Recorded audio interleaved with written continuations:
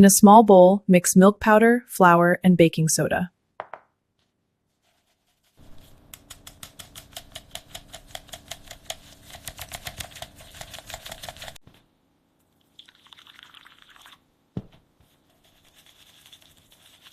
Add milk and mix well.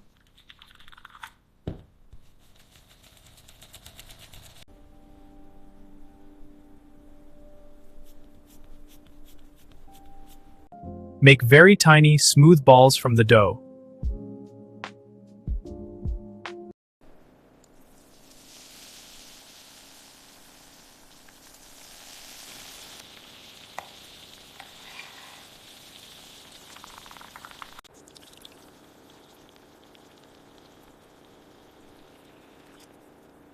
In another pan, boil sugar and water to make light syrup.